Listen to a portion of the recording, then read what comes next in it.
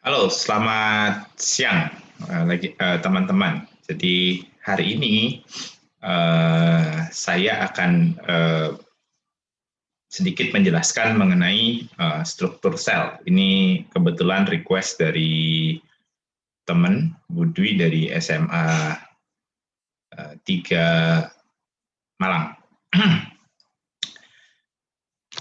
Ya, mari kita simak. Oke. Kita tahu bahwa sel ya di alam ini dibagi menjadi dua ya berdasarkan ada tidaknya membran inti atau karyon ya. Ada sel prokarion di sini. Prokariot ini adalah merupakan sel yang paling sederhana ya. Kalau kita lihat di sini dia tidak memiliki membran inti sehingga materi genetiknya ada di sitoplasma. Nah, tipe kedua itu adalah sel eukariot, yaitu sel yang memiliki membran yang kita kenal dengan membran inti, dan membran inti inilah yang membungkus materi genetik. Nah, jadi eukariot ternyata tidak hanya memiliki membran yang membungkus materi genetik, tetapi juga memiliki organel bermembran. Jadi seperti mitokondria di sini, kemudian kloroplas, retikulum endoplasma, dan lain sebagainya. Nah, organel bermembran ini juga tidak dimiliki oleh prokariot. Nah, itu keanekaragaman sel. Sekarang pertanyaannya adalah, apa sih struktur minimum yang harus dimiliki agar sel itu bisa hidup? Nah, di sini kita bisa lihat ya, ada 4 struktur minimum atau 4 komponen minimal yang harus dimiliki oleh sebuah sel. Oke, yang pertama adalah sel harus memiliki membran ya. Membran ini berfungsi untuk menciptakan lingkungan yang spesifik ya, agar proses metabolisme yang salah satunya adalah menghasilkan energi dapat terjadi. Kita tahu sendiri bahwa energi adalah sumber dari berbagai aktivitas sel itu sendiri. Kemudian struktur berikutnya adalah ribosom. Nah, ribosom ini adalah tempat terjadinya sintesis protein atau organel yang berperan dalam sintesis protein. Nah, ribosom ini mensintesis protein, dan kita tahu protein itu memiliki berbagai fungsi, baik untuk penyokong, dan yang tidak kalah penting adalah sebagai enzim yang berperan penting dalam terjadinya metabolisme di dalam sel. Tanpa enzim, maka metabolisme di dalam sel tidak akan dapat berlangsung, yang artinya energi tidak berhasil diproduksi dan sel akan mati. Kemudian sitoplasma. Nah, sitoplasma ini adalah suatu cairan tempat metabolisme itu sendiri berlangsung. Dan yang terakhir adalah DNA sebagai materi genetik. Nah, di DNA inilah informasi mengenai sebuah sel itu terdapat. Jadi dengan adanya DNA, ya, sel dapat menghasilkan keturunan yang identik. Seperti yang telah dijelaskan sebelumnya, ya, sel eukariot kemudian akan dibagi menjadi dua, yaitu sel hewan dan sel tumbuhan. Nah, apa yang membedakan keduanya? Yang pertama adalah di sini kalau kita lihat, sel hewan adalah organisme heterotrof, yang artinya dia harus mengkonsumsi makanan dari luar. Jadi sumber karbon diperoleh dari makanannya. Nah, oleh sebab itu, di sini sel hewan diperlengkapi oleh lisosom yang berfungsi untuk mencerna makanan. Nah, selain itu juga sel hewan juga memiliki sentrosom yang nanti berperan penting dalam pembentukan mikrotubul. Dua komponen ini itu tidak ditemukan pada tumbuhan. Nah, sedangkan pada tumbuhan, karena dia berperan sebagai autotrof, artinya mampu mensintesis makanan sendiri, maka tumbuhan diperlengkapi oleh kloroplas di sini. Nah, tumbuhan juga memiliki vakuola yang nanti berperan sebagai tempat penyimpanan metabolit dan juga berperan untuk mempertahankan tugor sel, di mana di sini akan sangat penting untuk mempertahankan bentuk sel. Nah, tumbuhan juga memiliki dinding sel ya, yang memungkinkan sel itu ditumpuk, ya, berjuta-juta sel ditumpuk dalam satu tumpukan dan bisa menghasilkan tanaman dengan tinggi yang bermeter-meter, ya. Jadi itu. Nah, selanjutnya adalah apa saja sih fungsi organel-organel penyusun sel. Nah, di sini kita dapat kelompokkan. Yang pertama adalah fungsi manufaktur atau fungsi sintesis lah kasarnya.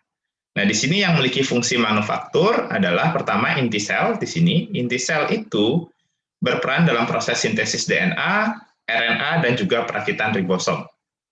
Ya, jadi ribosom itu tersusun atas RNA dan protein. Oke, proteinnya berasal dari sitoplasma dan RNA-nya berasal dari inti. Ya, dan kemudian keduanya itu dirakit di inti sel, terutama di area ini yang kita sebut dengan anak inti atau nukleolus.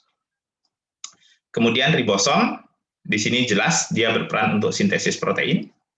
Selanjutnya adalah RE kasar. Nah, RE kasar ini adalah tempat sintesis protein yang akan diskresikan keluar sel, atau protein yang merupakan bagian dari sistem endomembran, yaitu RE, Golgi, lisosom. Nah, RE kasar juga mensintesis protein-protein penyusun membran sel. Berikutnya adalah RE halus. Ya, RE halus, ya, di sini bedanya dengan RE kasar, kita tidak menemukan ribosom di permukaan membrannya. Nah, RE halus ini berperan dalam proses sintesis lemak, ya, detoksifikasi senyawa toksik, dan juga penyimpanan kalsium.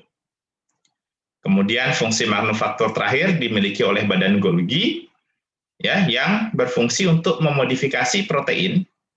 Ya, prosesnya dikenal dengan istilah glikosilasi. Kemudian penyimpanan sementara dari protein sebelum nanti dia dikeluarkan dari sel melalui mekanisme eksositosis. Ya, kemudian di sini badan Golgi juga terlibat dalam pembuatan lisosom. Jadi sebenarnya lisosom itu dibentuk oleh badan Golgi. Fungsi berikutnya adalah penghancuran atau pencernaan. Nah, di sini lisosom, ya, yang terdapat pada sel hewan ini berfungsi untuk mencerna makanan secara umum. Kemudian pada sel-sel sistem imun dia berperan untuk memakan patogen, ya. Nah, pada kondisi tertentu juga terjadi autofagi, ya, di mana dia akan memakan organel yang sudah rusak atau tua. Kemudian pada proses perkembangan, ya, enzim-enzim lisosom itu akan dikeluarkan dari sel dan berfungsi untuk menghancurkan sel-sel yang memang harus mati dalam proses perkembangan. Nah, organel berikutnya adalah peroksisom. Nah, peroksisom ini berperan dalam berbagai proses metabolisme. Salah satunya adalah pemecahan lemak melalui peristiwa oksidasi, beta oksidasi. Nah, selain itu juga peroksisom berperan memecah hidrogen peroksida, karena di sana ada enzim katalase. Jadi, hidrogen peroksida itu akan dipecah menjadi oksigen. Kemudian berikutnya adalah fokola. Nah, fokola ini memiliki peranan mirip dengan lisosom pada sel hewan. Nah, fokola adalah tempat penyimpanan, kemudian pengaturan tekanan osmosis, dan mengatur ukuran dari sel tumbuhan. Fungsi berikutnya adalah konversi energi, jadi yang terlibat dalam perubahan bentuk energi. Kita tahu mitokondria merupakan organel yang berfungsi mengubah energi kimia dalam makanan. Ya, umumnya yang kita kenal adalah glukosa menjadi energi kimia dalam bentuk ATP. Kemudian ada kloroplas pada tumbuhan yang mengubah energi cahaya menjadi energi kimia dalam bentuk gula. Ya, kemudian ada juga organel yang memiliki fungsi umum. Nah, di sini adalah sitoskeleton salah satunya. Nah, sitoskeleton itu terdiri atas mikrotubul, mikrofilamen, dan filamen intermediat. Fungsinya apa? Yaitu mempertahankan bentuk sel, misalnya seperti sel saraf bentuknya panjang, kemudian ada epitel yang bentuknya lonjong, seperti itu. Kemudian pergerakan organel, pergerakan sel, gerak amoeboid di sini, dan penghantaran informasi atau signal transduction. Ya.